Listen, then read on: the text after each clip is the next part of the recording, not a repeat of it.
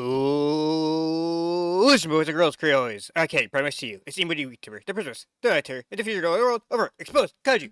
And today we are back on the reaction channel doing OverSimplified the Prohibition. So, before we get started, this is only one part. I know, like most of the OverSimplified videos we've done has like 2 parts, whatever. The Prohibition only has 1 part. And yeah, the Prohibition is kind of like, it's a really interesting thing, right?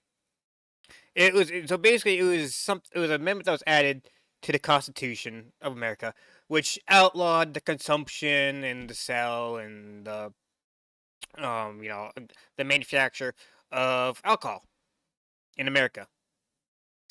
And it's a really it's so it was 1920 like no 1920s 30s, you know, around that era.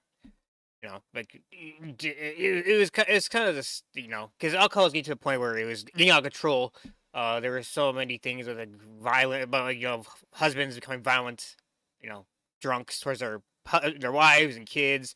It would, there was like at work accidents because of alcoholism, and it was just a, the government was just kind of sick of it. They're like, yeah, you know what, we're done with this. Alcohol is now illegal in America, so. So let's go a rundown. It eventually was removed from the Constitution, like a couple years later. But that was only after the mafia kind of started, uh, taking advantage of the new market, black market, and they're making crazy amounts of profit and getting super powerful. But yeah, there's also like there's still dry cities, I guess you could say, today, where like not really cities, towns, I guess, more like small towns like that, where we're still punishable to have like drink alcohol like, in public and this type of stuff. So it's kind of interesting that there's still some small towns that still follow the prohibition laws in America, which is pretty interesting. But yeah, before we get started, make sure you check out OverSimplified. I'll put the link to their channel in the description below. I'll put the link to this video in the description below. Also, if you want to check out this video without my commentary. And yeah, if you're new and you enjoy the content commentary for this video, please do me a favor, hit the like and subscribe button. It goes a long way to help the channel grow. And if you want to check out the Patreon, go check it out. You can get awesome perks, and I'll be putting some exclusive content over there that I can't put on YouTube. So yeah, anyways, let's get into it. Enough rambling. Enough looking around. Let's just worry about the Prohibition. All right. Hopefully now it works better. Sorry about the weird cut. My entire Firefox is going, ugh, and had a stroke and just died. I was like, what the fuck? So we're back. Sorry about that. We are back. I like to look. So there's a cheese right there. I saw to look around because there's usually like Easter eggs laying around, like the background of these scenes on the OverSimplified. Okay. Wait, she says good morning because she says good, or is it he says good morning? But it's like almost 2 p.m. Good morning, honey. Yeah, see? Good morning, honey. But it's like almost like 2 p.m. right here. Did he just wake up from like his he just woke up from a night of like drinking. He's like, "Oh, look at the time. It's 2 p.m. in the morning." God. What's for breakfast? The usual. 2 caskets of rum, a Damn. mug of hard cider, and a full bottle of wine. That's oh, not. Boy. Oh, I'm running late. I'll have to Yeah, no shit, you're running late. It's 2 p.m. It's not even morning anymore, you idiot. It's the afternoon now. Don't forget your lunch. It's a 6-pack of beer, a flask of whiskey, 6 shots of tequila, and as a special treat, tequila. Oh, gee whiz. I'm gonna be smashed today. Enjoy your day of operating sharp, dangerous farm equipment. What can possibly go wrong? What could possibly go wrong? You just drink like enough alcohol to enough alcohol that that would make that make a university envious. I'm sure all those college kids are like, oh, I want that. It's all my. I want. I'm so jealous. You know what I mean? Like sorority parties. They're like, oh, goddamn. But like, this, that's not healthy, man. So that's how you absolutely just kill your liver.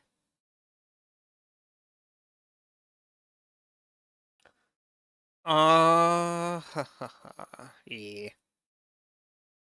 Like obviously, I'm pretty sure this is over. This is being a bit over dramatic. Obviously, like this is like this is how you alcohol poisoning right here. Like that's way too much to drink, and your liver would probably just shut down. But no, fuck this shit. Like this is way too much. Like this obviously this is for a joke, for a bit, and it's like obviously it's over exaggeration. But a lot of people did drink. Like I think I read somewhere that like people in this era, in like the late 1800s, early, yeah, late 1800s, early 1900s, like even before that too. But like I think I read somewhere like they drank like what was it, like 3 times more than like the average American does in the modern day. So yeah, they drink a lot of alcohol, but this is a bit of an over exaggeration right here. But yeah, I believe like people back in like the late 1800s, early 1900s drank like from what I remember like reading. I remember hearing an article about it like that. It was like 3 times the modern American drinks. The average American average the average modern American drinks today. It's like 3 times. You know, it's crazy. Like they drink a lot back then, which is fair because I'm pretty sure life sucked back then, right? Like they didn't really have the modern marvels we have today. Like say they kind of like drank the pain away. They didn't have like the they didn't have the what's the word I'm looking for? Their work safety was not the best. Like today, like today, like there weren't as many labor laws. That's what I'm looking for. There weren't as many like labor laws back then. There weren't very many like safety restrictions back then. It was a lot more like you were in hell basically. Life was hard back then, really hard.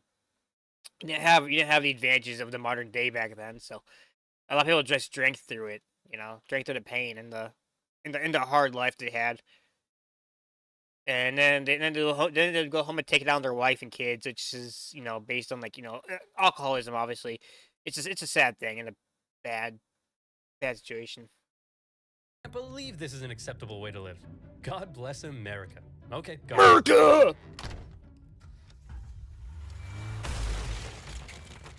It was 10 seconds. Not even. It was like 5 seconds. So he turned around, looked at the stove, and all of a sudden there's this goat dressed up.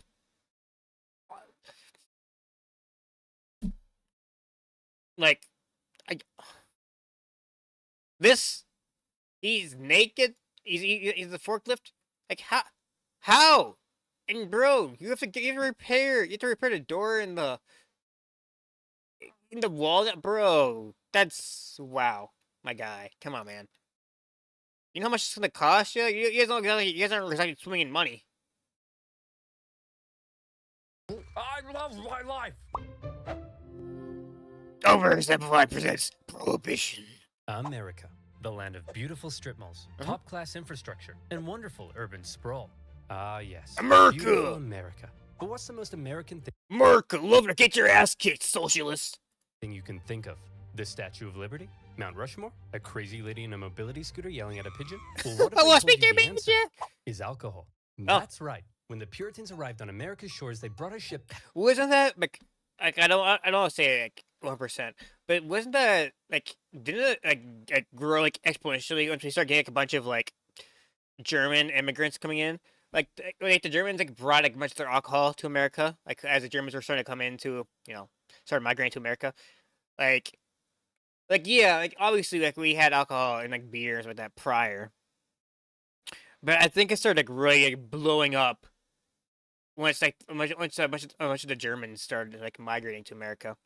They started bringing like a bunch of their brands and like their German famous beers to America, and then like this that's like like the alcohol market shot up like crazy because like all of a sudden like you have like all these like different brands of beer and all that stuff.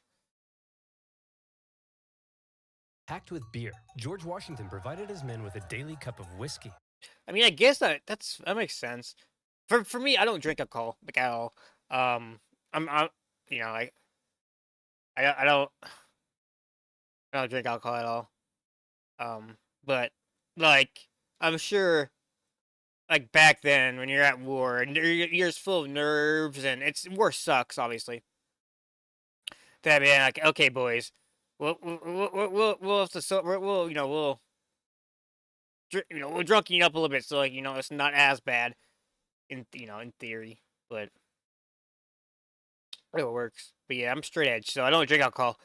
I think I've had one sip of alcohol ever in my life, so I cannot speak from experience from getting drunk or that type of stuff. Like, I've never gotten drunk before. I've never gotten wasted. I've never gotten hungover. I only had like one sip of alcohol by accident when I was like 7 during the 4th of July. I had the story is I had my soda. I had like a Mountain Dew or like a Melio or something. And my aunt, who was visiting for the 4th of July, had her beer right next to mine. And like I was talking to like my cousins, and I grabbed my aunt's can by accident. It took a sip. I was like, "Oh, what the frick is this?" She goes, "Oh, did you drink my beer by accident?" She was like laughing. Like, I was like, "Oh, whoops," because our kids are like right next to each other, and I was talking to my cousins, weren't paying attention, and grabbed my aunt's beer by accident. Took a sip. Like, "Oh, well, this sucks." So yeah, I've never had another drink of beer after that ever again. But yeah, no, I don't drink alcohol. Andrew Jackson's inauguration. Oh, yeah. I remember hearing about this. Like they trashed White House, Andrew Jackson. Like he's literally like, known for having like one of the most insane inauguration days ever. Because it was basically like an open invitation to the White House. Basically, like anybody could come to the White House and they could just party. And it went on for I think was it like for the next like 2 or 3 days, something like that. They had like a huge like party, and everyone's like slammed, and like they had like a bunch of the windows in the White House are like, broken. People are jumping out or something like that, and like the whole White House was just trashed. I remember hearing about that. That was insane. Andrew Jackson, I think he's a president that gets like obviously the whole Native American things, like the Trail of Tears and stuff. It's horrible, but I do think Andrew Jackson is like underrated president. Like I think he's probably like in my top 10 presidents. I think like his story is so interesting. Like obviously the Trail of Tears sucks, and the things he did to the Native Americans were awful. And I'm not saying that he deserves to get I'm not saying he shouldn't get condemned for the things he did to the Americans or to Native Americans, but it's still like his stories. Like he has some of the most insane president stories. Like it's like stories in life in general. It's so fascinating. Like look up his life and like look at it like, and it's so like insane. Like it's hard to believe. Like I would probably argue. I would argue probably like the only president that I could think of. Obviously, there's probably others. That's probably like on the same level as him, on par same level as him in terms of like, insane stories. It's probably Teddy Roosevelt. He's probably like in the same tier as Teddy Roosevelt in terms of like just insane stories about like his life and his presidencies in general. It's insane. Like I honestly think like Andrew Jackson is personally like an underrated president. He doesn't get talked about enough. And like everyone like hates on him and bashes on him because like because obviously the Native American thing was awful, the Trail of Tears things were awful. I'm not saying it wasn't, but like I do think he's underrated and people like I do think I am a fan of like Andrew Jackson in terms of like just him in general. It's just like his story of life. His life story is just freaking hilarious and it's insane. Party left the White House so trashed that everybody had to be I ordered want to go to inside. bed. Frederick Douglass said whiskey made him feel like a president. Me too. Fair, fair, valid, valid. I mean, if you, I can understand that, especially like if you come from like a life of slavery, right? And like you didn't really get these type of what's the proper word? Benefits? Question mark. These privileges. I don't know. Like you never really get these type of things. Like you never get alcohol, that type of stuff. So like once you enter freedom, you get a sip of freedom. I guess. Like I said, I don't drink alcohol, so I can't really say from experience. But like you get like you finally like you can actually start drinking alcohol and booze, and it's probably like, oh man, so this is what it feels like to be a god type of thing, This is what it feels like to feel. This is what it feels like to be like a monarch or an emperor or whatever, a president or whatever, right? You, Frederick. Me too. Donald Trump! Breakfast. That 45th, 47th president of the United States, Donald Trump! Oh my god! Donald Trump! Big fan of Donald Trump. Big fan. I was a fan of Donald, and I was like funny people like, oh my god, you like Donald Trump? Like, bro, I liked Donald Trump before he was president, and after becoming president, I just liked him even more, to be honest with you.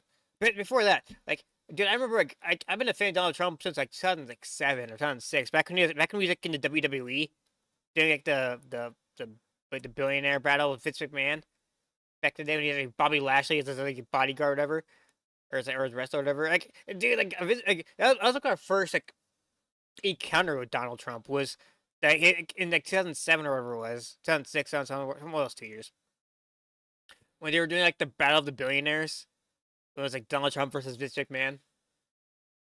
Like that was like my first experiences with Donald Trump. Big fan, big fan. But yeah, and then I watched the show The Apprentice a little bit here and there too, and that was pretty good too. So yeah,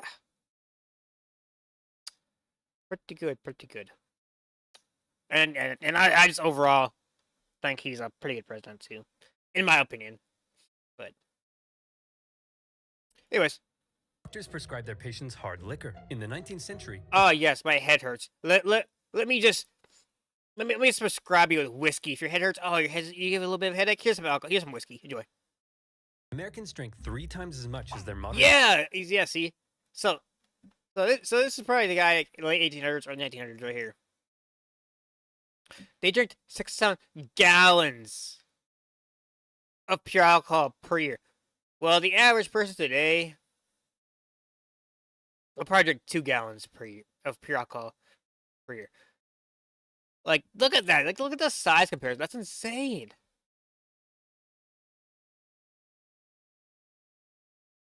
Three times is a big difference. Day counterparts. That's a lot of whiskey. Yeah. Hey, Jerry, how's that report coming along? Already done, sir. I've also organized your paperwork, watered your flowers, and been a father figure to your children. Wait a minute. Been a father figure to your children? Holy shit. That's actually kind of funny. I've done my paperwork, I watered your plants. Oh, and I've also been a father figure for your children since you can't do it to yourself. God damn. Smell? Have you been drinking at work? No, sir, I would never. Well, why not? Everybody else is doing it. Everyone else is doing it. And if everyone else is jumping off a bridge, would you too?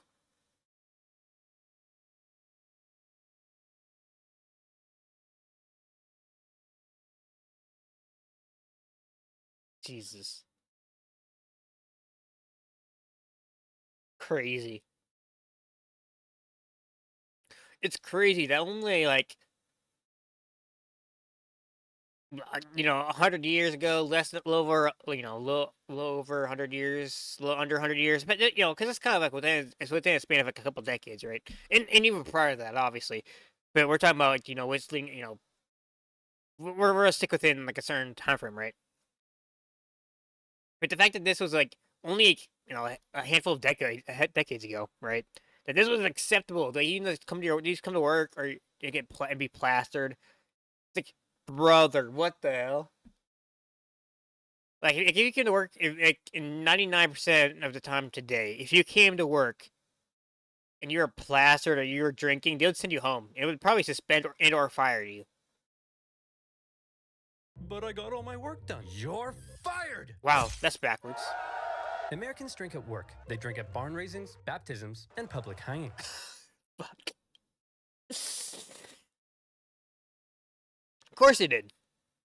Because there's nothing better than watching your neighbor getting hung while you're slamming bottle after bottle of whiskey. Makes sense. Heavy drinking was so normal that it was as American as apple pie. Hi, everyone. My name's Ron. and I'm an alcoholic. Get over yourself, Get Ron. over yourself, Yeah, Ron. we're all alcoholics. But more and more Americans began to wonder whether all of this truly was a normal way to Cannonball. live. Were Americans drinking, perhaps, Bro, a little what was he too much? cannonballing into? Well, one Fuck, group in there's particular no water thought there. the answer to Oops, that shit. was yes. You know him, you love him. Woman. Oh, crap. Woman! Wrong! Hang on. We just want to talk. Woman talking in public? How absurd. Is this Rick Sanchez over here?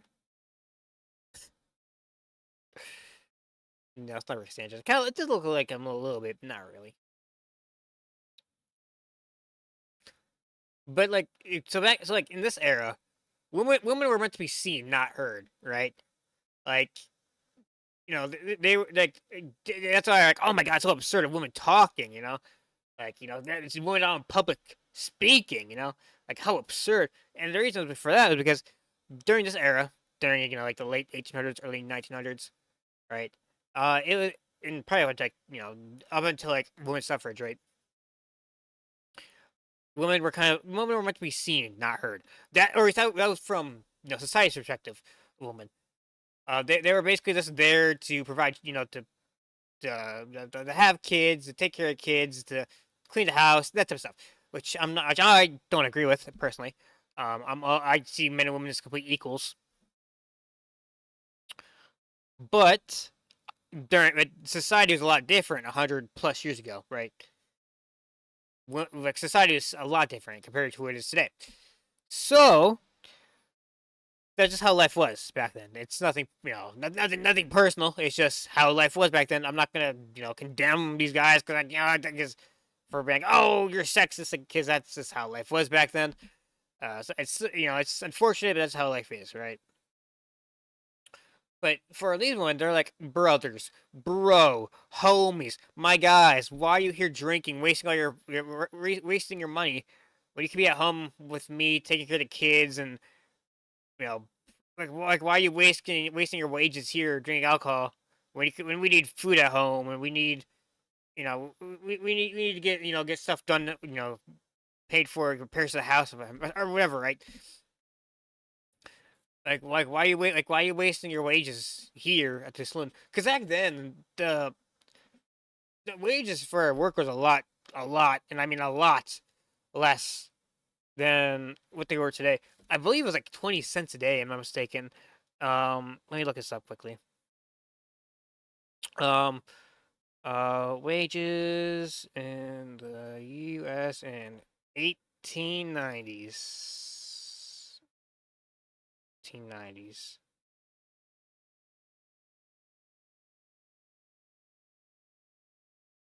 In 1890s, average annual wages for the industrial worker was in the United States was $584, which had increased by 59%. Okay, that's not too bad. Increased by, okay, from the 1880s. Okay,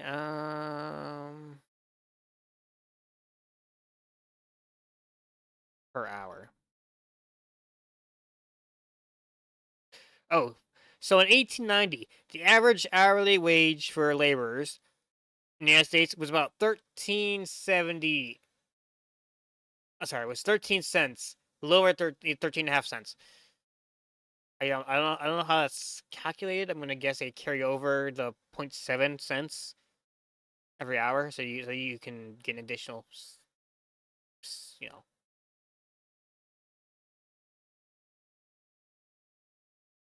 Yeah, so like the average for like in, you know, let's see, how about 1899, 1899. So just before the turn of the century. In 1899, the average hourly wage in the United States was 22 cents. Bro. So you make a couple dollars a day, right? And you come and get plastered at work, like brother. I understand, right? I understand why people drink. I can understand why people I can understand why people enjoy drinking. But if your responsibility is at home, right, and you're here wasting all your entire paycheck on liquor, That's the problem. Like I said, I don't drink personally. I'm straight edge. I don't drink edge. I don't drink edge. I don't drink alcohol personally. But like, if you have wife and kids at home and you're here wasting your entire paycheck at a saloon, that is not good.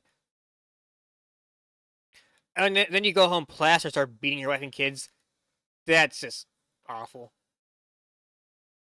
Like I can understand, like it's a hard day's work, right? You want to go and maybe hang out with the boys and have like a drink. Like I can understand, like, maybe like one, maybe two drinks, right? But you have to be able to limit yourself. Like okay, that's too much. I'm good now. No more. It was fun. It was nice hanging out with you boys. But I got to go home and be with my wife and kids, and make sure we can have food on the table, not spend your entire fucking paycheck in the saloon. That's just me though, personally. That's outrageous. Come on, Fred. You've got 2 kids and a wife at home. True. Yet here you are spending your entire paycheck on booze. And you, Dr. Spanky, Dr. you were on the Spanky. cusp of discovering time travel. But what did you discover instead? Oh, Dr. Spanky, isn't he isn't he? No, he's not the mad scientist from Back to the Future. Is he? I don't remember. I need to watch Back to the Future again. It's been so long. Is that who is that inspired by? The like scientist from Back to the Future? The sweet, sweet joys of whiskey. That's right. Alcohol. It's destroying our families, our jobs, and our homes. She's right. She's right. Hang on, men. Don't let them get to you. This saloon is our safe space where our wives and children can't annoy us with reality, where we're free to be real men. She's right. She's right. I am a man. And what is it real men do? Take care of their families. I don't know what she's talking about. Do you take care of your family? No. We drink beer, we shoot guns, and we mud wrestle. Jesus. As America's heavy drinking ruined more and more lives, moral resistance began to arise, and women were at the forefront, taking matters into their own hands at a time when women doing just about anything was shocking. They'd had enough of being victim to their husband's heavy drinking, and they were going to do something unprecedented. You're going to what? I'm going to protest.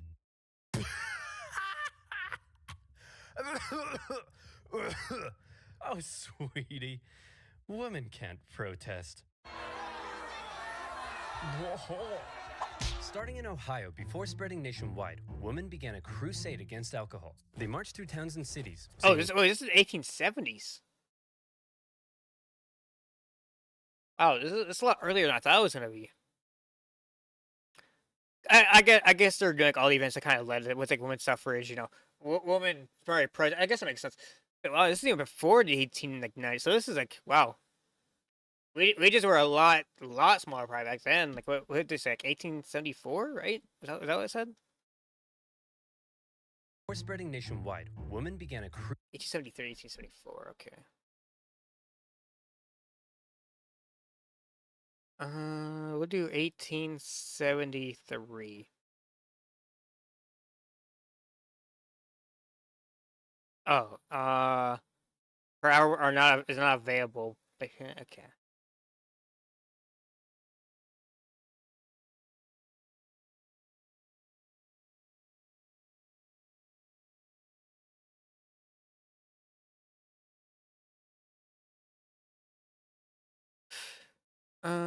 That's not what I want.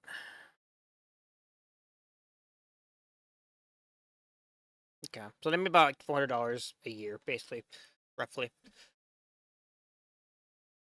It's like it was even less back then. But I guess like back then things weren't as expensive back then, but they were ish because of how inflation was. Because inflation was nowhere near as high as it was back then as it is today, obviously. But yeah. crusade against alcohol. They marched through towns and cities, singing hymns, gathering outside saloons. Because like back then, right? Like back then, like yeah, people like you hear things. People say, like, "Oh, 20 cents." You're like, "Oh, 20 cents. That's it. Okay, that's easy." Back then, 20 cents or whatever. Like that was like an entire like hour's worth. That was like an entire hour worth of work, for like the average person, for like factory workers, at least manufacturers, that type of stuff. I'm not sure how expensive alcohol was. I think it was like I'm not sure what the price of alcohol was back then. We'll use the 1890s because I think that's kind of what was the price of alcohol in 1899? A bottle of cheap whiskey would cost around a few dollars. Jesus Christ.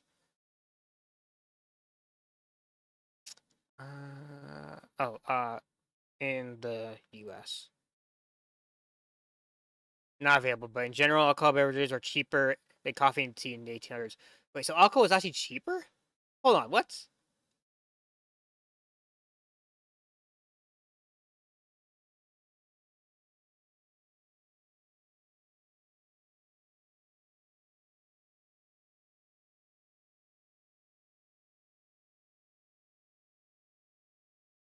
Traditional price of a bottle of cheap whiskey in a cowboy saloon was 2 bits, 25 cents.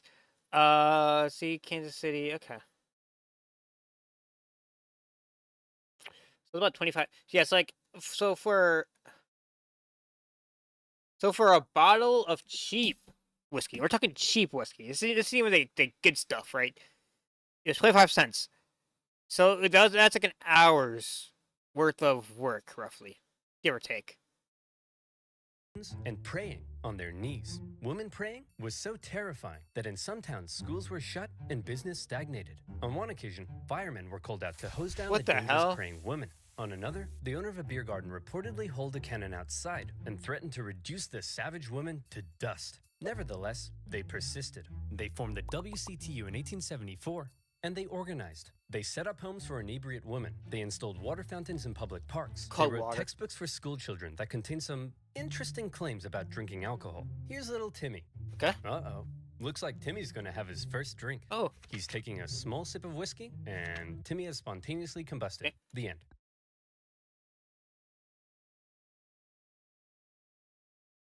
There's a bucket back there. There's a bucket. I'm pretty sure this one's from the. Cause I think it's like the thumbnail. But I'm pretty sure this bucket's from the War of the Bucket, if I'm not mistaken. Which is a video we're gonna be watching here soon too.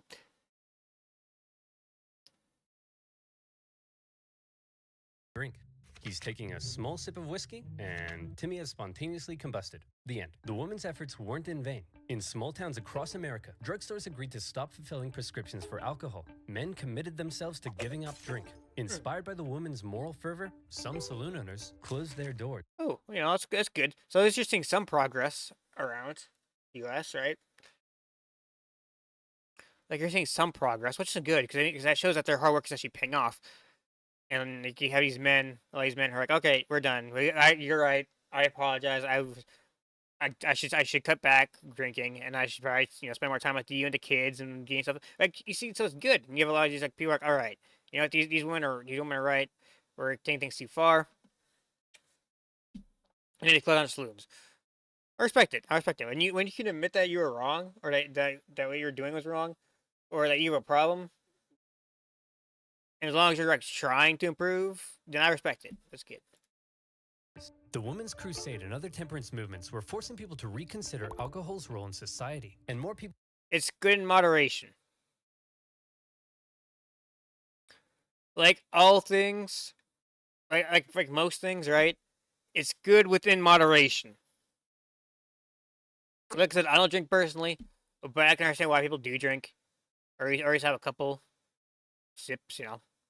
They'll have a little have like a can or two or a bottle or two, whatever, right?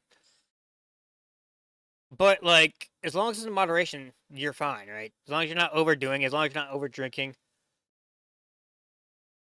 as long as you're not wasting your entire fucking paycheck at the saloon or bar, whatever, right?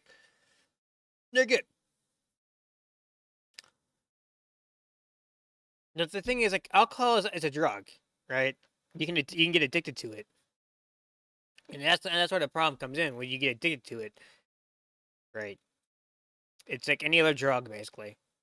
It's kind of like it's very similar to drugs or like junk food, whatever, right? Like obviously, I'm not gonna say all drugs are good for you because there's a lot of bad drugs out there. But like, even like some like good drugs, right? That you'd use for like pain or drugs they would use for like colds or whatever. Like you can get addicted to it. Like, there's a lot of people get addicted to like cough or to like cold and cough medicine. There are people who get who get addicted to painkillers. Um, and then there's like a lot of people who get addicted to like junk food, and like they start eating and eating and eating and eating and eating and eating. And that's how you end up with like obesity problems, right? Like those things are fine, all right, in moderation or as like little treats. I'm talking about as for junk food as treats, right? And then having stuff in moderation, like the medicine they need, like pain medicine and cold medicine, that type of stuff, like whenever you need it. But when you start like, it's those types of things can get very easily to the point where you can get addicted to it, and alcohol is very similar to that. That you can get addicted to it, and all of a sudden you start relying on it and start drinking it more, and then it's very similar to like people who like get addicted to eating junk food, and then you start eating it more and more and more, or you get, like, or painkillers and like cold medicine, that type of stuff, and other drugs, and you start taking it because you more and you get reliant on it. You start relying on it. You get addicted to it, and then you can't live without it, and you just keep spiraling out of control. And it just gets worse and worse and worse for you.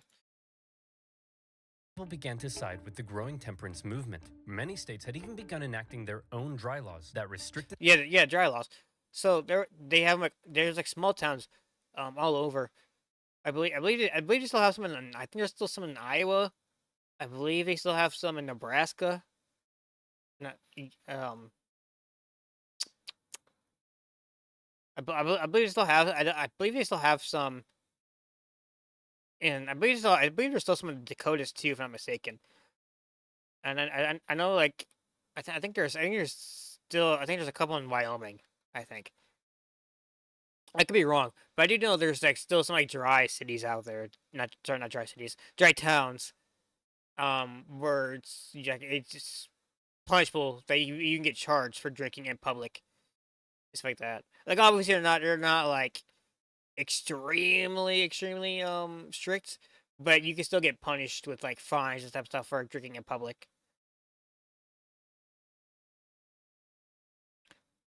Um, but yeah, honestly, it's like there still are some dry cities. Okay, now I want to look this up because I'm actually curious. Because I do know there still are dry cities out there technically today. Uh, dry towns in U.S. Dry communities in the U.S. today. Okay, so I guess they're not as strict about it today. Um,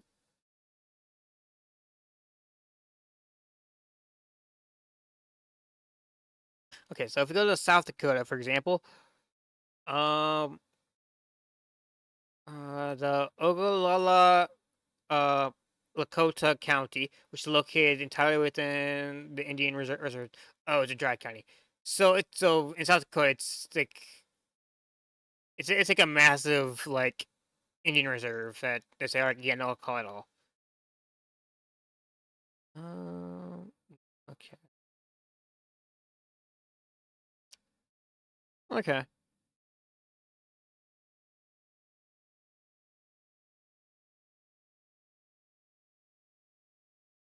Hmm.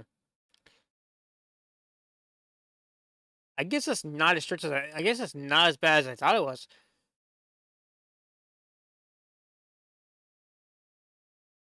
But then again, there's also like a chart. I'm like looking at my phone, so like I don't have everything pulled up at the moment. So, but there's also like a lot of like places where that were dry towns for decades, and then they kind of like decades and that type of stuff, and then they're kind of like, okay, we're gonna retire this law, or we're gonna suspend this law, and you guys can start drinking again, right?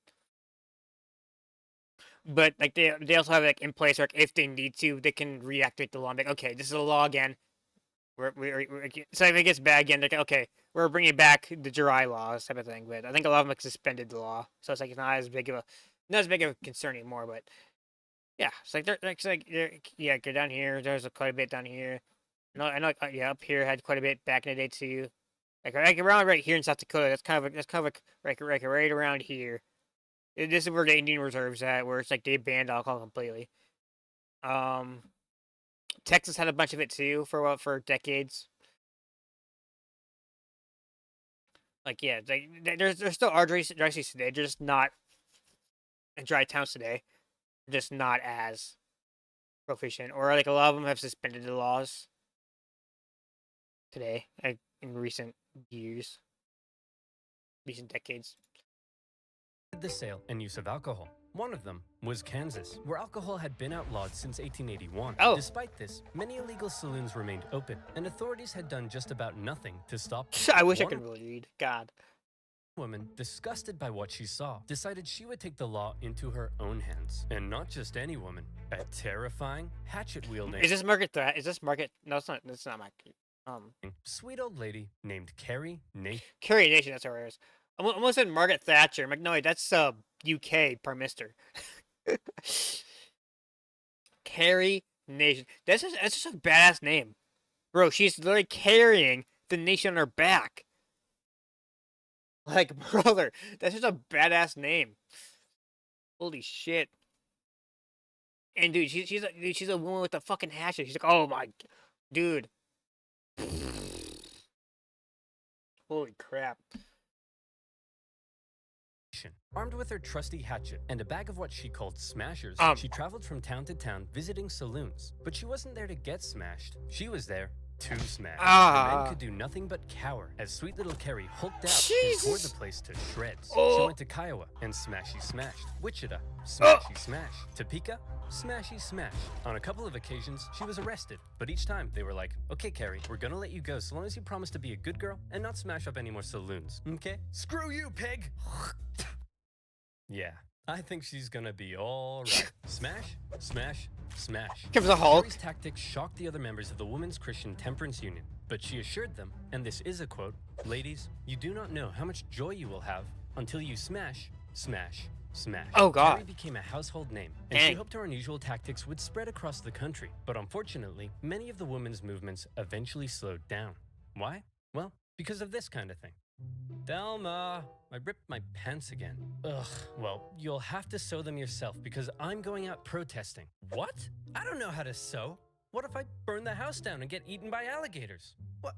Ha, don't be stupid, Mitch. Look, I've got to go. Call me stupid? She's the one who's stupid.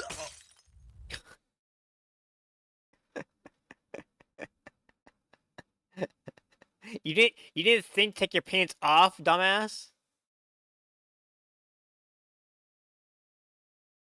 Like, bro, who the brother? Like, if it was me, I'd be like, all right, I'll try my best, babe. I'll take the pants. I'll take my pants off.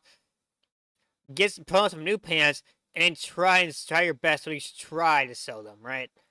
Like, I tried. I didn't understand. Could you please teach me so I'll know for next time, right? Like, that's reasonable. This is a stupid. Why would you try sewing your pants? Why would you try sewing your pants while you sew them on? Go into your room, take your pants off, put some new pants on, grab the pants that have a rip in them, and try fucking sewing them. And if you can't do it, like, hey, babe, I couldn't figure it out. Could you please teach me so I can know next time when she comes back from toe testing? You know, that seems reasonable. Right? That seems fair. Seems reasonable. So, like, she can, like, okay, so here's how you do it. And she'll teach you how to do it. And you have an understanding at least how to do it, right? Every fucking time, man. I keep being that goddamn bun.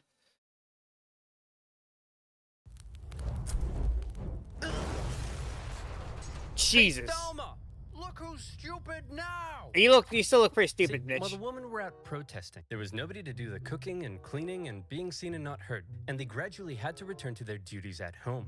But where the women had got the ball rolling, a new movement was about to take that ball all the way to Washington, D.C. I'm talking about the Anti-Saloon League. Ooh. The Anti-Saloon League was a political pressure group run by a very sweet-looking old man. But don't let that deceive you. This guy was in... He does not look very sweet to me. He looks like an evil millionaire from every movie ever.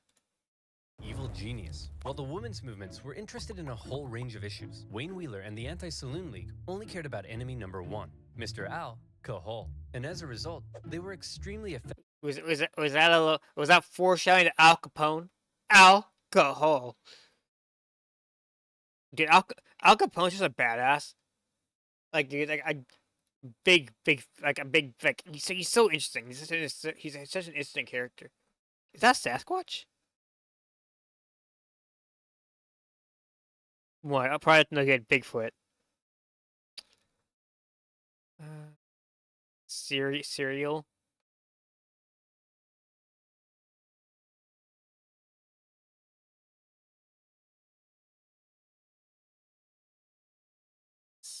Okay. Public enemy number 2. People who don't hang toilet paper like this. They were able to exploit the fears of the American people, and I mean everyone's fears. Here's how they did it. Hello, sir. Welcome to the Liberal Progressive Rally. Why don't you introduce yourself? Well, I'm Patty, and I'm an immigrant from Ireland. And tell me, Patty, do you drink? Oh, yes. I drink a lot. See, I wish you would do like the Irish accent. Ah, laddie.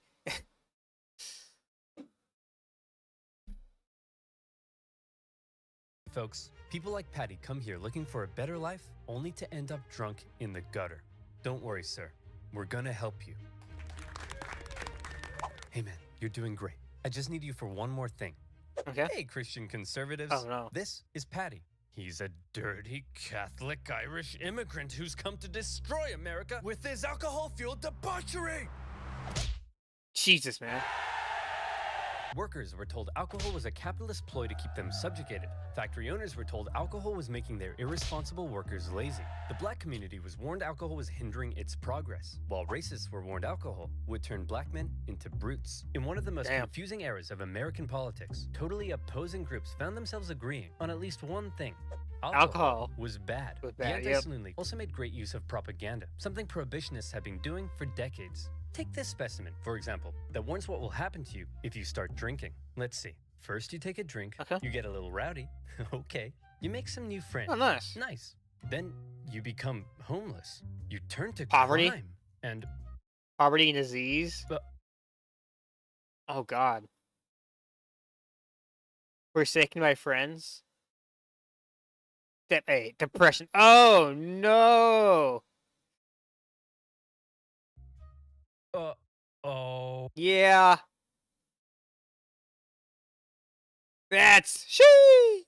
But the most effective tactic Wheeler used to force prohibition on America was pressure politics. In any election he could, Wheeler very successfully rounded up support against any politician who was in favor of alcohol. In Ohio alone, he had 70 state representatives and the popular Republican governor ousted from office and replaced with prohibitionists. Suddenly, every politician in America was afraid of Wayne Wheeler. Even those who enjoyed alcohol in private began pretending to be against it in public. Alcohol is delicious. Malicious. Sorry, Wayne. I'm really drunk right now. Then it really hit the fan in 1917, when America found itself fighting in the First World War against Germany. Anti-German sentiment exploded. Sauerkraut became Liberty cabbage. German measles became Liberty measles. And Dachshunds became the embodiment of evil. Oh. See, America? You've always been this way. The biggest brewers in America were German, and Wheeler saw to it that drinking alcohol became akin to pro-German treason. The German brewers desperately tried to fight back, creating their own propaganda, presenting beer as a healthy beverage, one that you could even give to your kids. As you can imagine, don't give your kids alcohol. It didn't go down well. President Wilson instituted some temporary wartime prohibition measures to save grain for food. And with many in the country now in support of prohibition, all that was left was to make it law. One problem was that taxes on alcohol made up nearly 40% of the U.S. government's annual revenue. And the government wasn't just about to give that up. No problem. The Anti-Saloon League helped lobby for the creation of a new income tax on the American people. And just like that, the government was no longer reliant on alcohol. Prohibition was finally... We don't like income taxes around here.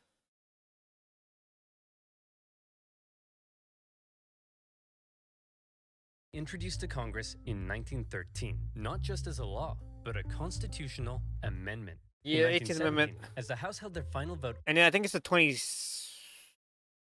Amendment that removes it.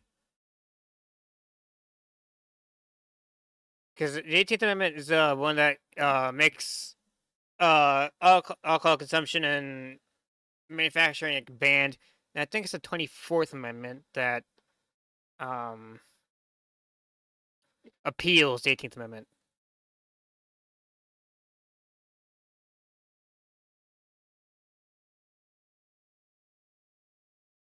No, maybe not. 23rd? I'm trying to remember. Like, it's 23rd Amendment. No?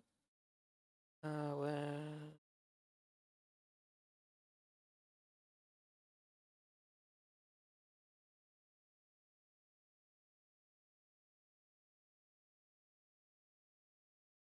21st Amendment. Okay, the 21st Amendment is the United States Constitution repealed the Prohibition, which was established by the 18th Amendment. 21st Amendment was ratified in 1933. Okay. So the 21st Amendment. The 18th Amendment was Prohibition, and the 21st Amendment was to appeal the 18th Amendment. Okay.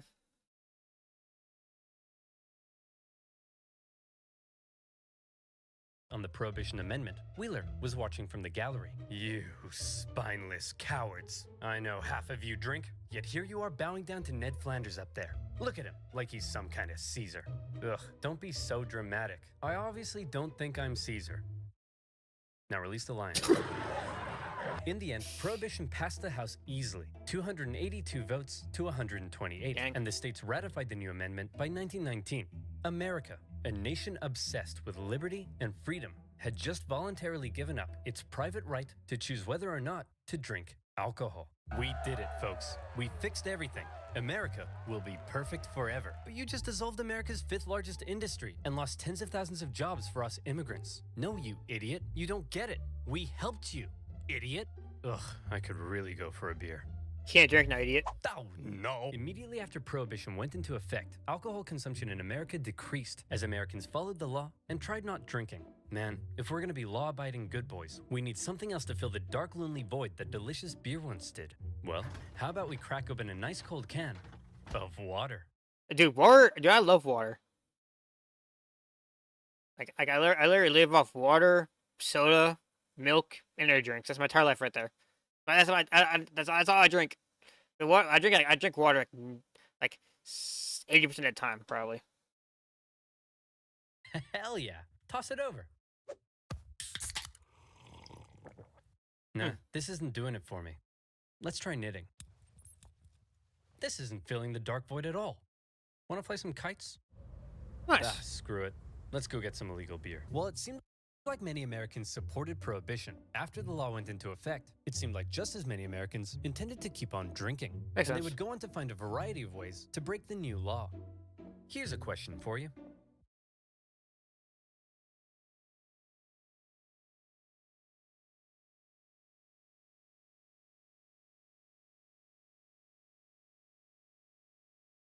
Procuring pints. Pretty soon after the new law went into effect, the failures of Prohibition were already beginning to rear their ugly heads. Oh. For starters, the details of the new Prohibition law, written by none other than Wayne Wheeler himself, turned out to be more draconian than expected. Many Prohibition supporters only wanted to outlaw hard liquor and hoped beer would remain legal, but the Volstead Act outlawed anything over 0.5%. Oh, jeez. That would make Liberty Cabbage illegal. Oh, gosh. Secondly, the new law was That's full crazy. of loopholes that Americans very quickly began to exploit. For example, while the sale and manufacture of liquor was illegal, drinking it wasn't. And you could also Okay. keep any alcohol you had before the law went into effect. So many private clubs hoarded huge amounts of alcohol that saw them through the entire Prohibition period. Whiskey intended for medicinal purposes was also And you could they could probably upcharge it too. Now that it's kind of like a blacklisted commodity, they could probably upcharge it. Like, oh yeah, so now that we can get in trouble for giving this to you, nudge nudge, wink wink, selling this to you, nudge nudge, wink wink. We're gonna have to maybe double. We're gonna have to double what it was last time. Sorry, man. Everything. Like you want a bottle of beer instead of what was it, like 20 cents or whatever, 25 cents whatever. Now it's 50 cents a bottle type of thing. Like smart. That's yeah. I can't. Now it's kind of like a blacklisted type of thing. And if people are desperate, they'll pay for whatever it takes to, to feed their addiction. So, I mean, it makes sense if you're from a business perspective. Allowed, and doctors basically became bartenders. It looked as though a full-on epidemic had broken out, as there was a sudden surge in prescriptions for whiskey. Sacramental wines used by churches and synagogues were also permitted. Orders for communion wine suspiciously skyrocketed by millions One for of you, gallons. one for And me. as rabbis had access to religious wine, suddenly everyone was becoming a rabbi. You had Rabbi Pat O'Leary, Rabbi LL Cool J, Rabbi Fluffy. Oh. But don't worry. I'm sure all these definitely legitimate religious figures couldn't possibly be selling wine in the back alley after Mass. Yep, definitely nothing strange going on here. New products also hit the shelves in stores, such as Vine Glow, a brick of dehydrated grape juice, itself not alcoholic, and therefore perfectly legal. But the packaging did contain a strangely specific warning. After dissolving the brick in a gallon of water, do not place the liquid in a jug in the cupboard for 20 days, because then it would turn into wine. I'll take 1,000. Yes, sir. Now, at this point, I want you to think back for me, if you will, to the year 2005. Okay. You're the coolest kid around, and you convince your parents to rent the greatest movie of all time from your local Blockbuster. But the movie starts with a strange message. Something about not downloading a car. Wouldn't download You a car? immediately disregard that and hop on Kazaa to download the greatest song of all time, and in the process, drain your dad's bank account with copious amounts of ransomware. You were breaking the law, you bad boy or girl, but did anyone come to arrest you? No. That's my point. If no one's enforcing a law, while everyone's breaking it, is it really a law? And so it was with Prohibition. See, the conservative-led governments of the decade were also the kind of people who believed in small government spending. So they'd passed a law that would be extremely difficult to enforce, but also didn't want to spend any of the money required to enforce it. Yeah, they didn't have the manpower. They had their manpower is so limited, and if everybody was drinking, right, or if there's it's just impossible to contain.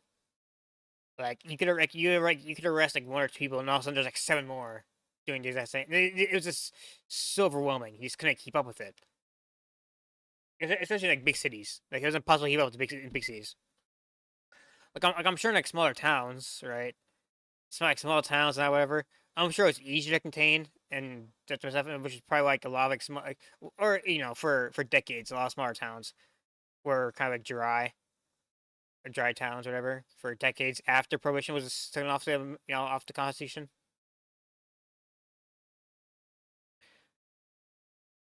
Yeah, it's kind of like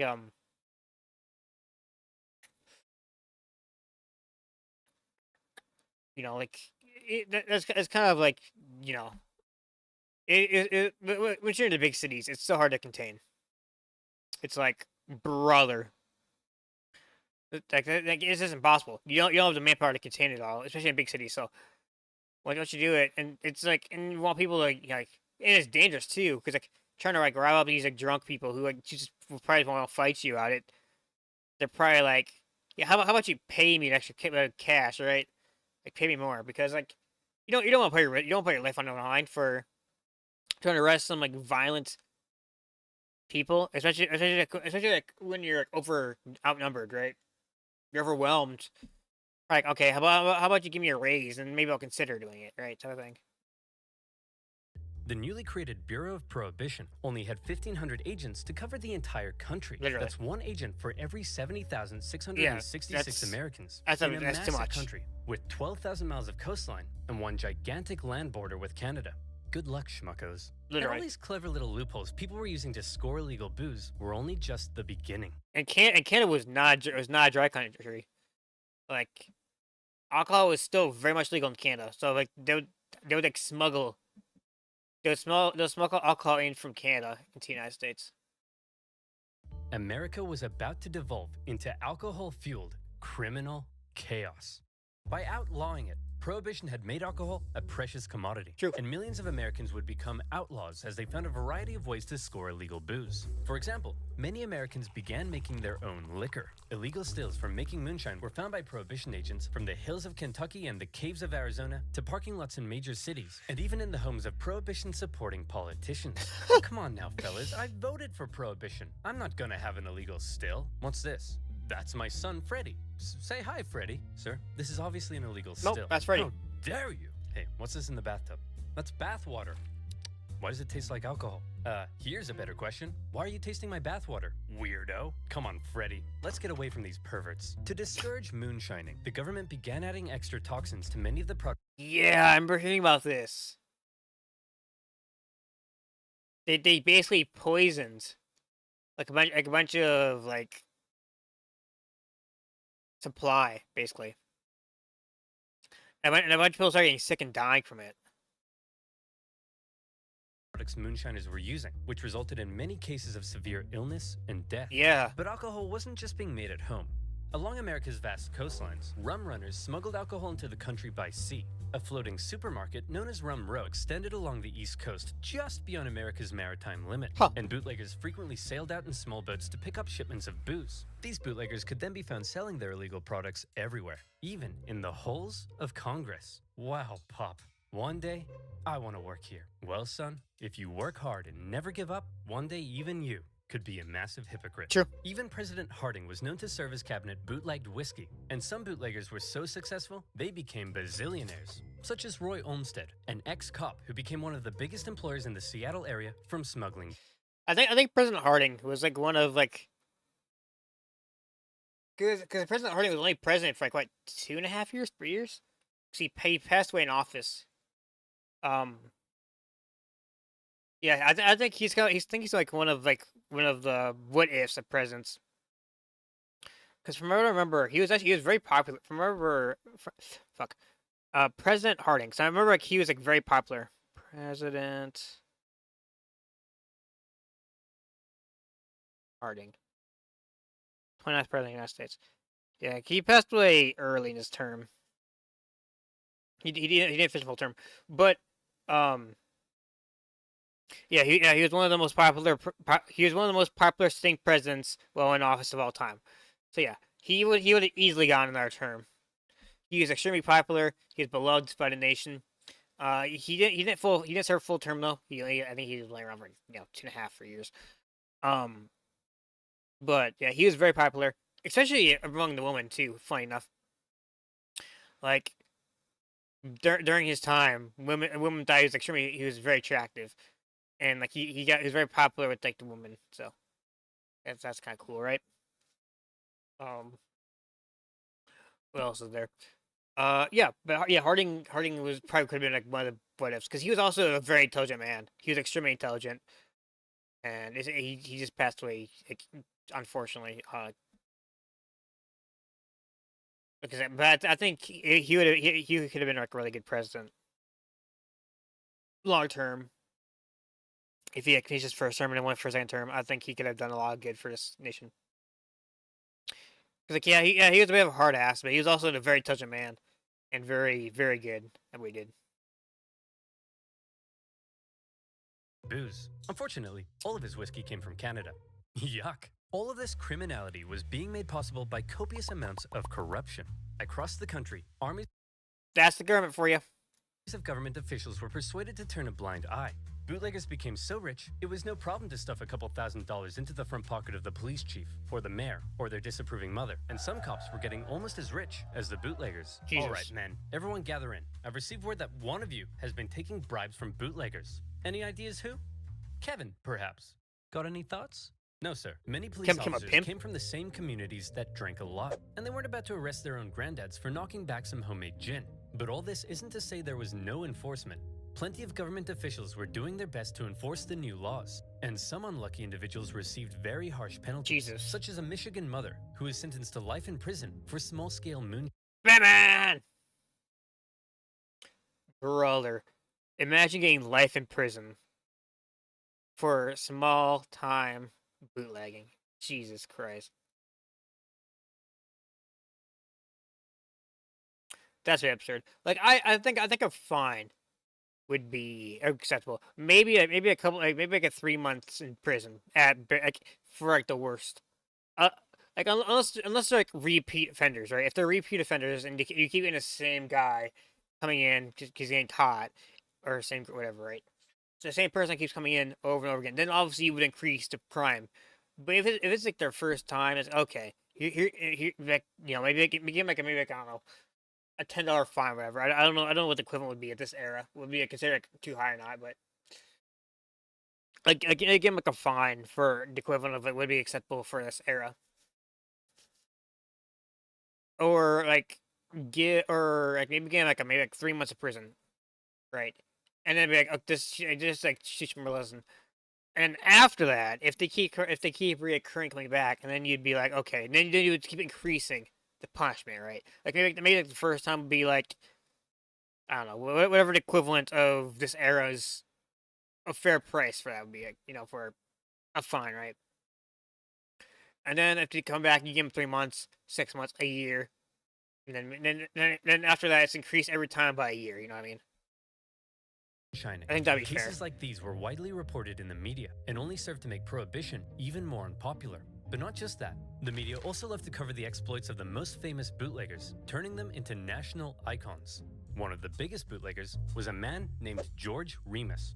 Originally a lawyer, he watched as his bootlegger clients paid off enormous fines like it was nothing and proclaimed bootlegging's the business for me. But unlike most bootleggers, Remus had big brain, and he came up with a pretty clever system. See, there were millions of gallons of liquor produced before Prohibition that were sitting in distillery warehouses, and it could only be sold with government permission to drug companies. So Remus set up his own drug company and bottled the liquor. Then he set up his own transport company to transport the liquor. And then he would send his own men out with guns to intercept his own transport vehicles. And this would happen. Hey man, this is a stick-up. Oh no, please don't hurt me. I won't hesitate to shoot. Please, I have a wife and kids. Hand over all the whiskey, fatty. Hey! Jesus. Fatty isn't in the script, you jerk! After stealing all the whiskey from himself, he could then sell it for big bucks. The perfect crime. Makes sense. Unfortunately, Remus was eventually caught by a goody two-shoes prohibition director in Indiana who wouldn't take Remus's bribes, and the government found Remus guilty of violating the Volstead Act 3,000 times. Jesus. For 2 years, as Remus sat in prison, his wife promised to 2 years. $3,000. God, or not, sorry, 3,000 times, and you got 2 years in prison? Damn. But I mean, that is a pretty smart idea, though. I mean, he was big brain, which makes sense. He was a lawyer, and usually lawyers are pretty smart people. Like they'll find loopholes and all that stuff pretty easily. Like, oh, okay, well, I mean, it's kind of a job, right? take care of all of his money. And by take care of his money, she meant have an affair with a prohibition agent, sell off everything Remus owned, Jesus. and file for divorce. When Remus finally got out and found his big fancy mansion empty with his wife gone, he reportedly broke down in tears. A few months later, during their divorce trial, he spotted his wife in a car in Cincinnati. Remus hopped in a cab and asked the driver to run her off the road. The driver was like, okay. Makes Then sense. Remus got out of the cab and shot his wife dead. He Damn. immediately handed himself into the police, and his next trial, this time for murder, became a national sensation. Remus defended himself, claiming insanity, occasionally carrying out skillful questioning, occasionally crying in the corner. But the nation felt bad for him. His wife had screwed him over, and so when after just 19 minutes of deliberation, the jury returned. Only 19 minutes. But yeah, this guy's kind of crazy. Oh, and his wife did fuck him over. You know what? We'll let him go. And declared him not guilty. The court erupted into celebration. Jesus. And just to remind you, this guy bluntly admitted to murdering his wife. The American justice system. That's fun. As alcohol poured into the nation, a lot of it was going to a new kinda funny. type of drinking establishment that had been Obviously, it's horrible, right? Like, you shouldn't murder your wife or ex-wife. Would if you're going through a divorce, would you still consider him wife, or would it be your ex-wife? I don't know. I'm not sure what the technical term is. But he literally did admit, he went to the police, yeah, my wife cheated on me and I shot her dead. So yeah, I did it. And then they're like, oh, okay, you're free to go. After 19 minutes. Jesus. I mean, hey, whatever, I guess. I mean, he was a lawyer, so he probably knew how, he probably knew loopholes too, right? Like the guy was just like, oh, well, I mean, this is literally my job. I know, like all the loopholes. I know how to get my way. And he's like, okay, well, take advantage of this. Whatever works, I guess. booming in popularity. A secret drinking establishment. So secret that from the outside they often Drink look for like attention. ordinary shops or homes. So secret that you usually needed a password to get in. So secret that everybody knew about them. Speakeasies. And once you were in, the party went all night long. Scantily clad flappers, snake ladies, jazz. It was a roaring time to be alive. The roaring Some 20s. publications even posted reviews of these illegal clubs, and bribes galore kept the party going. Yeah, the roaring 20s. This was kind of like at this time, like the economy was at its peak, was like peak economy at this time. Like obviously this is before the Great Depression, right? But at this time, the markets were just climbing and climbing and climbing and climbing. The economy was just doing great at this point. So like, it's like most like a lot of people had money at this time.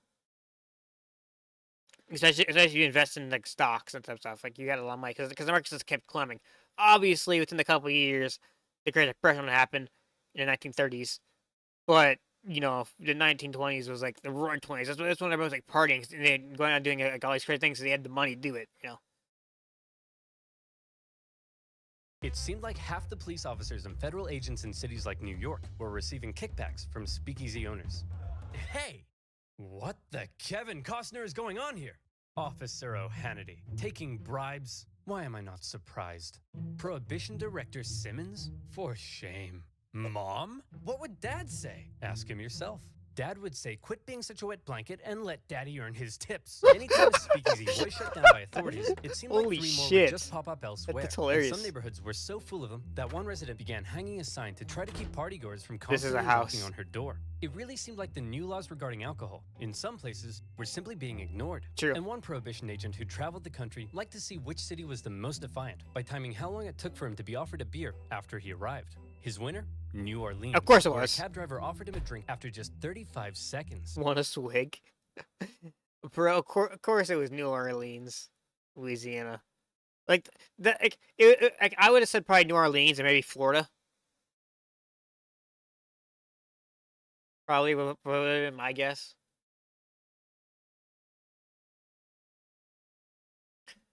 But yeah, I mean, I'm not surprised. I'm not surprised it was Louisiana. Which I want to go to Louisiana so bad. I want to go to New Orleans someday. I think it'd be a lot of fun. Louisiana, and eventually I want to move south too someday. Like I love the South. I went down there for like a couple months ago, visiting a friend in Nashville, and oh my god, I loved it down there. Eventually I want to move south. It'd be so great because it's like currently, I'm not gonna say where I live, right? But I live in a state that's fucking freezing. So it's kind of like, and like I hate the cold. So I kind of move south where it's warmer. So because I like warmer weather more than cold weather. Bravo! Many voices in Congress were already speaking out against prohibition True. and its failures. To display how ridiculous the whole thing was, one Republican congressman gathered the media to all come and watch him drink a homemade beer. When he asked a passing police officer if he'd like to arrest him, the officer said no. Hey Wayne, is all this what you had in mind? I thought we were going to make the country better, but it almost seems like it's worse. What do you mean? Alcohol consumption is down. Well, that may be true in your small town world, but it says here drinking in some areas is up, as are arrests for public intoxication, drunk driving, and incidents of liver cirrhosis. The general chaos has turned America into a nation of criminals with no respect for the law, and all these attempts at enforcement are just costing the economy valuable money and eating up judicial time and resources. Release the True. lines. The social change and corruption that Wheeler and the Anti-Saloon League had been so eager to prevent, in the cities at least, was surging. See, when something's legal, you can usually regulate and control it. But make that thing illegal, and often anything becomes fair game. Legal True. drinking age. And the moment you make it illegal, it becomes a valuable commodity. People want it more. That's why things like drugs are so. That's why certain drugs have become popular. Especially when you have like things like weed, for example, where weed's illegal in large portions of the United States, right? And it's because it's illegal, and he tells people like, "Hey, you can't do that." Then people are like, "Okay, I'm going to do it then," right? Like obviously, that's not the only reason why smoking weed is why smoking weed and that type of stuff is popular. I'm not gonna say that's the only reason, but it's a huge reason towards why a lot of people start, why it has grown in popularity because like you tell someone like, hey, you can't smoke that, it's illegal, and then they're gonna do it anyways because why not, right?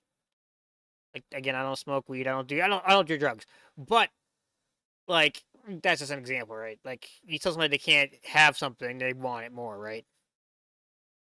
It just has the opposite effect. Gone. Mandatory closing hours for clubs and bars. Gone. True. Other unspoken sociocultural rules. Women shouldn't get drunk. Men and women shouldn't drink together. People shouldn't pee into their neighbor's mailbox while singing. Anyway, oh come on, that third one seems a bit unfair. I think that third one should stay. Because who doesn't pee in their neighbor's mailbox while singing Danny Boy?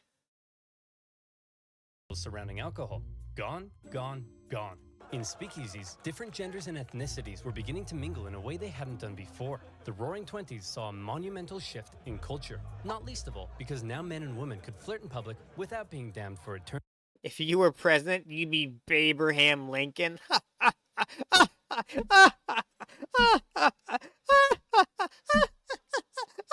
Sorry. But I mean, to be fair, like, yeah, like culture was changing at this point, right? Like women are being more accepted into society. Like you would see black and white people like being more accepting of one another, and were we more tolerant of each other. For and which eventually would evolve into, you know, which eventually evolve into better relations in general, with just like in societal changes and societal viewpoints changing of society, which would which is good. Obviously, it's just, like obviously we want society to change, right? You want society to evolve and become more accepting, and wanting like women to have rights to vote and have women rights, and for like the have black and white people coexist without being like, oh, racism and that type of stuff, right? Or like separate, or not what's the word I'm looking for, fuck, what's it called? What is the I can't think of the word now. The separation by race is called segregation. That's what it is. Segregation. Like obviously there'll still be segregation for another, it's like the 1920s. It's like for another 40-ish years in the United States. But like, I think stuff like this was kind of like a big step towards normalize. For people to see it, that just because you have different skin color, you're not that different from one another, right? And it could have been a huge step towards society, and eventually, normalizing in societal views, that people in society's views, that just that your skin color doesn't matter, right? At the end of the day, we're all the same species. Your skin color doesn't really matter, right? Like it just I always found racism dumb, right? I've always found racism and like it's really stupid. Like why should the matter your skin color your skin matter, right? And this is coming from a really really really really really white boy. Like I am like ghostly pale whites. So like but like I've always found like racism to be stupid. Like it's just dumb, really dumb. Like I don't see like why you would hate somebody based on the color of their skin. That's just dumb.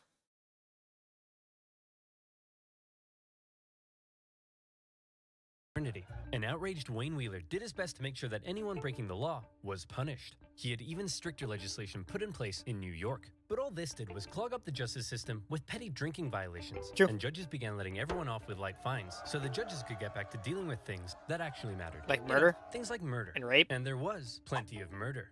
Because bootleggers and moonshiners were one thing, but Prohibition had given another Mafia. kind of criminal an opportunity to make a fortune. Mobsters. Yeah, mafia. Hey, Fat Tony.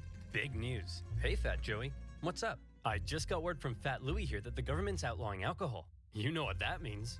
That means we're gonna be rich. True. Quick, call Fat Polly and let's go hijack a liquor truck now. All right. Why are your other nicknames Fat? Hey, Fat Ron. Hey, Fat Bob. Hey, Fat Tim. Hey, Fat Joey. Like, what the hell? Like, don't you guys have any other nicknames other than Fat? Are you just a Fat Mafia? Right. Hang on. Let me tell my wife first. Hey, Fat Susan. No pizza for Fat Joey tonight, capiche? Stop calling me Fat Susan. Forget back. Come on. To battle in America's cities, I'm raiding each other's walking transports, here. assassinating rivals, and trying to take control of their city's illicit booze trade.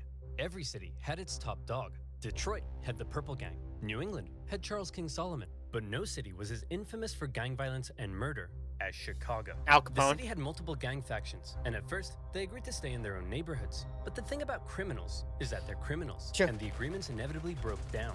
One day, the leader of the Italian Southside gang was walking along the street when this happened. And he was like, you know, I think I'm done with this, and left for New York, leaving his crime empire to his chief enforcer, none other than Al Capone. Having been knifed in the face in his younger years, Capone earned himself the name Scarface. Oh. Although interestingly, he hated that nickname and preferred to be called Snorky. Snarky? Was ruthless, just like any other gang leader in America. Why But what Snorky? set him apart from others, the reason he's become synonymous with 1920s gang warfare, is this. Most other gang leaders would try to keep a low profile Makes because, sense. you know, they're killing and murdering and stuff. But Capone lived for the fame and kept an extremely high public profile, frequently speaking with the media about his exploits and Yeah, Al Capone based Al Capone, not Al Capone. What the fuck was that? Al Capone. Basically, he just became like a massive celebrity. Like he was a quote unquote he was a quote unquote bad guy, but he wasn't that bad of a guy, right? Like he donated a lot of money he made to like hospitals and to like orphanages and that type of stuff. Like obviously he was breaking the law, but he was also like he donated a lot of his money to like orphanages and to like the homeless and all that stuff, right? To like school, to like hospitals and schools and type of stuff. Like he donated like a large amount of like his wealth to like charities. So he's pretty presenting cool. himself as a gracious host, providing Chicago with good times. No need to thank me, fellas. I just provide the city with a valuable commodity while doing away with the competition. You mean you murder people? Whoa, who said anything about murder? I just Murder. force my rivals Whoa, who's anything about murder? underground. When you do the thing with the hands, it seems like you're talking about murder. Whoa. Look at you with the brains. No, I just help people retire From life. from life. Yeah. From murder. Whoa. Al Snorky Capone was somewhat of an enigma, brutal in how he dealt with enemies. But in front of the camera, he was all smiles. One day, he'd be ordering hit after hit. The next, he'd be signing autographs in Wrigley Field. Oh, One nice. day, he'd be bludgeoning members of his own gang with a baseball bat for conspiring against him. The next, he'd be playing Santa at a Aw. nearby parochial school. Good for him. And no murder could ever be traced back to him. Just like every other criminal, he stuffed the pockets of city officials with cold, hard cash. And any who did try to oppose him sometimes found themselves being thrown down the steps of City Hall in broad daylight.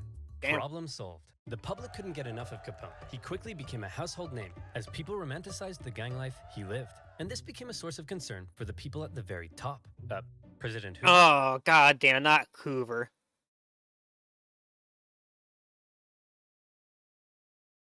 Yeah, I still think it's the funniest shit. Is like when a bunch of people who are like struggling, they would call like their little like what are they called? Like their little like communities. Right, homeless people. They call them Hoovervilles. That's such a good burn. Like they're like, oh yeah, the only reason we're here is because our president fucking sucks and the economy's on the drain. But yeah, they're literally like all the poor people, and like all the homeless people are calling like their like little communities like Hoovervilles, which is such a sick burn, to be honest with you. What is it now, Miles? I'm busy. Well, it's just that there's a lot of crime, sir. Crime? How long's that been happening? Well, since the dawn of man. True. What? Would you like me to blame it on the Democrats again? No, Miles. Yes. I want you to Oh. blame it on squirrels. Yes, the Democrats. Now stop wasting my time. Since I mean, valid. especially in the modern day. Having a crime lord controlling public officials and winning the hearts of the people probably wasn't a good thing. Hoover personally ordered that something be done about this Capone fellow. But before he knew it, President Hoover was also dealing with another major problem. You know him. You love him.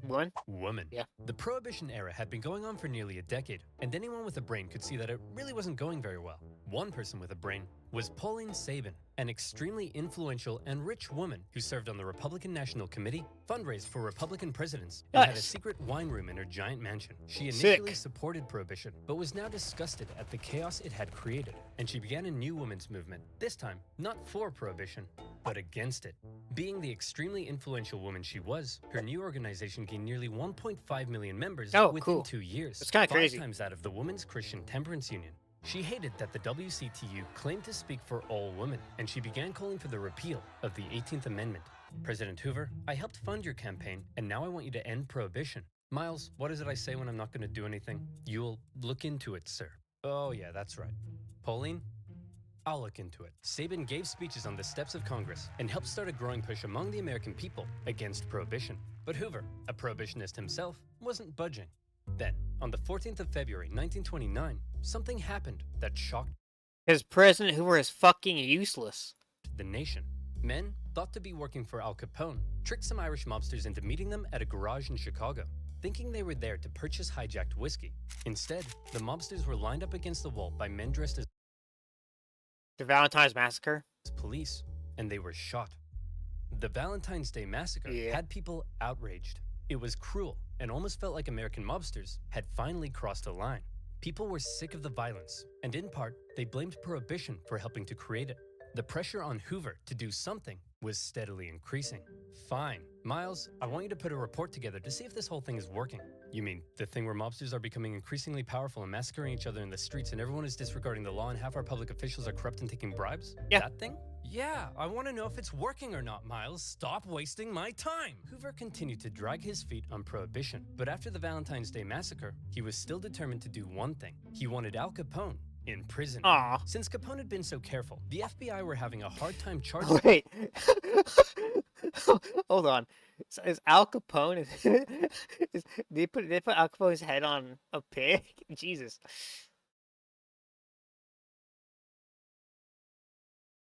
Face reveal. Who? Okay. Yeah, no. him with anything. But eventually, they got him. Tax evasion. Capone, we know you're supplying Chicago with alcohol and you've been involved in countless murders. Whoa! Look at you with the crazy talk. I ain't done none of that stuff. But you're rich, right? You're damn right I am. And so where'd all the money come from, Capone? All right, I'll let you in on a little secret, but you gotta promise not to tell anyone, okay? I don't pay my taxes. I don't pay my taxes. Whoa! Yeah, they didn't get them for like alcohol consumption. They didn't get them for alcohol manufacture. They didn't get them for murder. They get them for fucking tax evasion.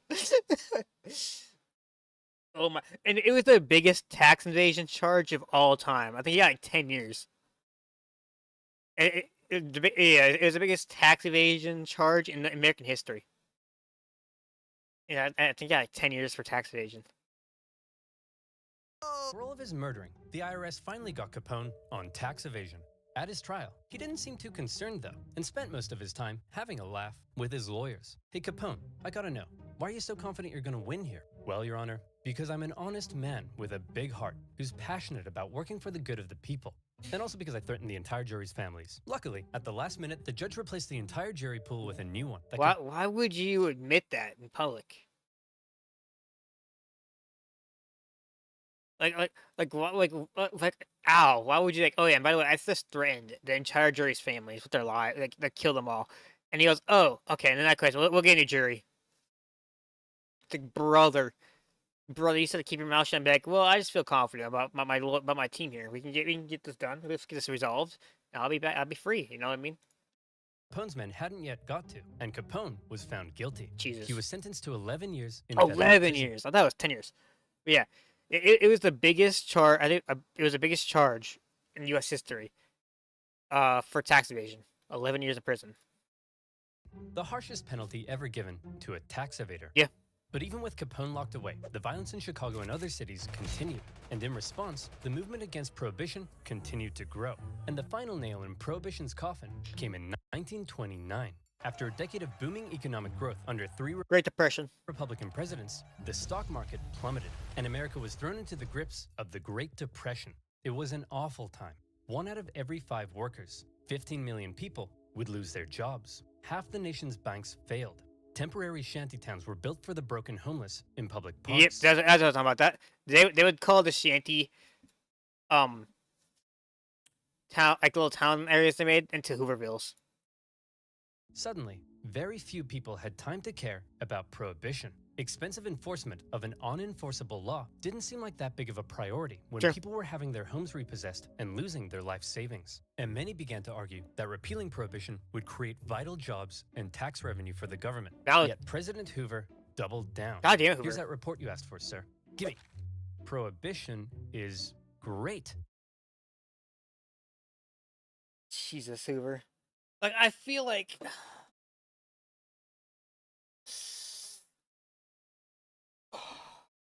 Oh, god damn it. I'm not a fan of Hoover, right? And I'm saying that as a right-leaning independent, right?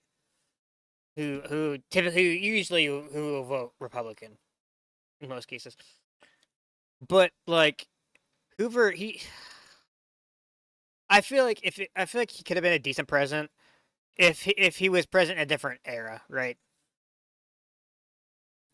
Like I just feel like he didn't understand, like he didn't know how to handle the situation.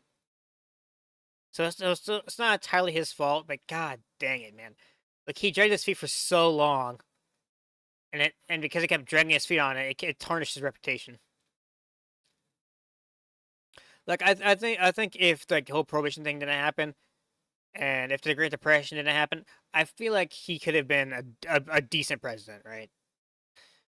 But because of the era that he was president in, and that he kept dragging his feet on shit, it just like it just got to the point where he's kind of he's looked back on historians as a below average president, kind of like a low tier president by a lot of people. I feel like if he was a president of a different era, he could have been a rather decent president. Fantastic news. Sir, it says here Prohibition is great at undermining the rule of law in America. Miles, it says the word great. That means good. Now stop wasting my time! The public, increasingly shocked at the violence they saw in the streets, the corruption they saw in the government, the general disregard for the law, and now an economic calamity, had enough. For his re-election, Hoover faced a Democratic candidate who promised to finally do something about Prohibition, Franklin D. Roosevelt. Crowds cheered FDR. as FDR made his campaign speeches promising to modify the Volstead Act, and Pauline Sabin, a lifelong Republican, along with her 1.5 million supporters, endorsed Roosevelt. And on election day, it was a landslide. Before FDR had even taken office, Hoover got his ass kicked.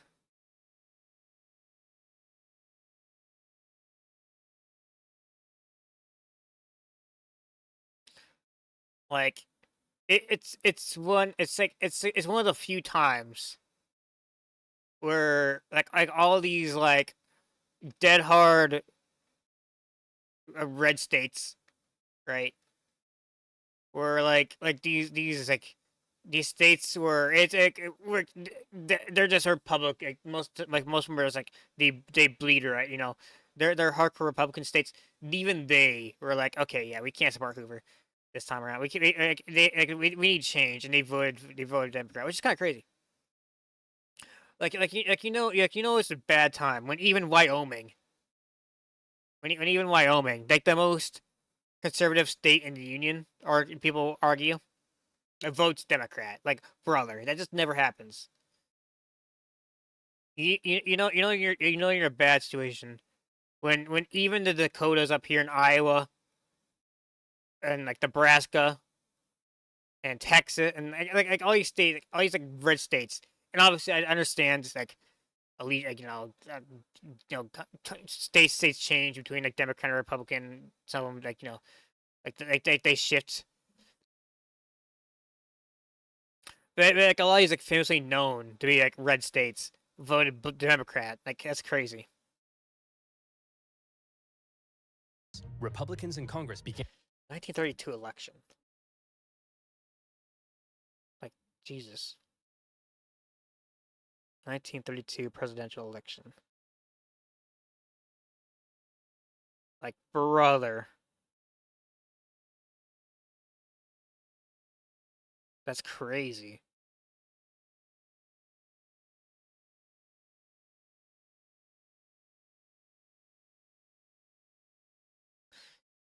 God, Roosevelt got 472 electoral votes. That's crazy. And over 22 million votes. Jesus. Like, it was just a slaughtering.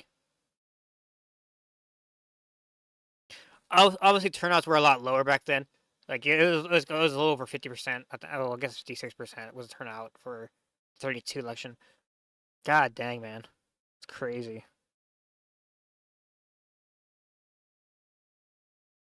And Roosevelt would go on to like win like 3 more terms. But obviously Roosevelt would pass away early in his fourth term. But yeah, he's only president to have 4 terms in U.S. history. Like, it's pretty crazy. And I believe he's the reason why they made the 22nd Amendment, which basically made it, or the 23rd Amendment, basically making it so like you can't, where you can't run more than twice.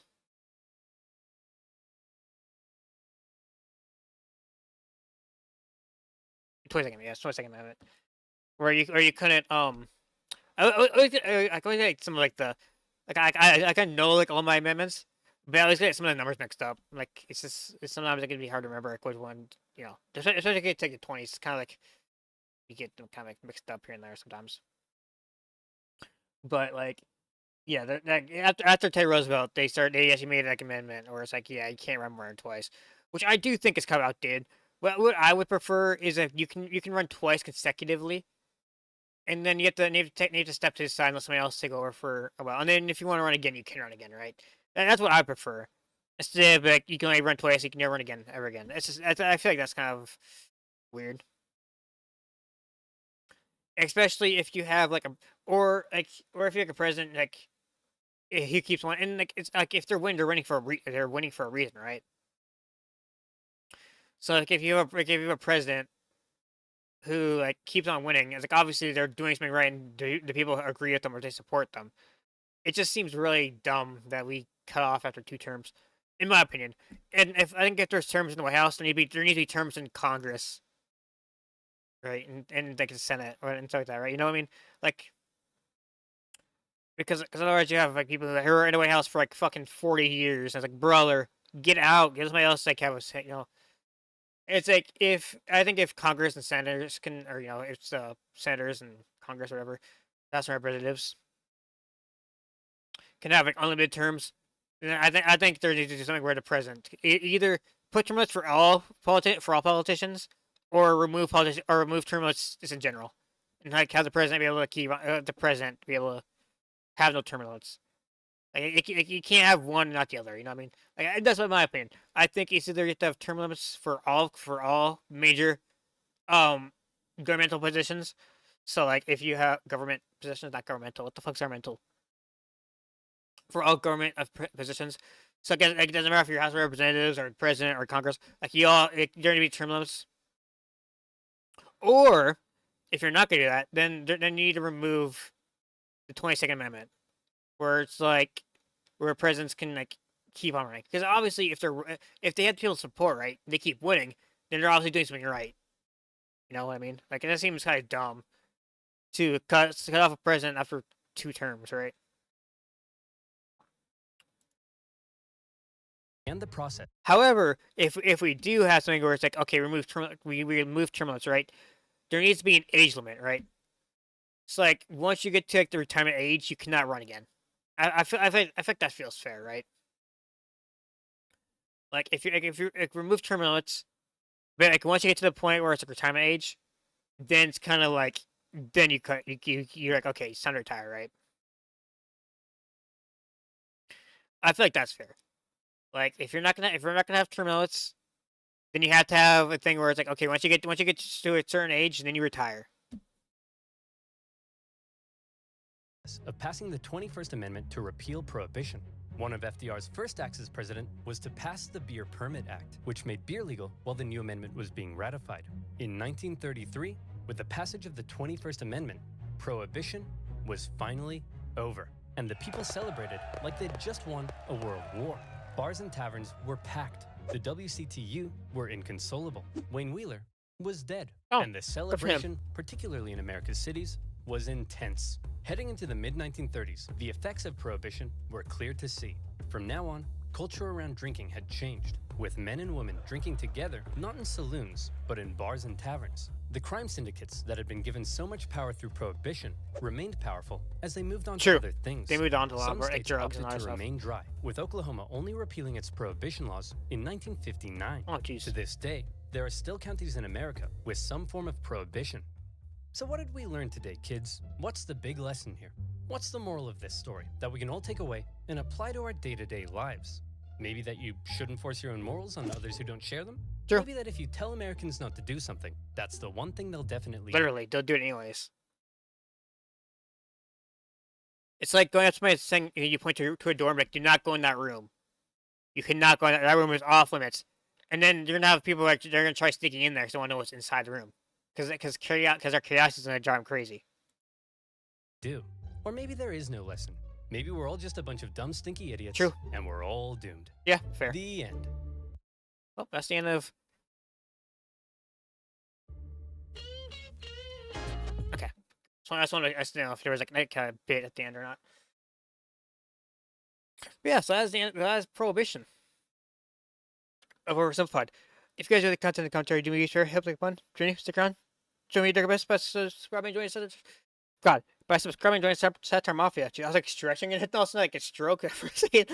Make sure you check out OverSimplified. I'll put the link to his channel across below, and make sure you check out this video. Make sure you go check out his video, this video that I reacted to, and leave a like and subscribe to him if you haven't subscribed to him already. And yeah, and make sure you leave a like, subscribe on this video so we can continue to grow. Alright, so that's there. Peace.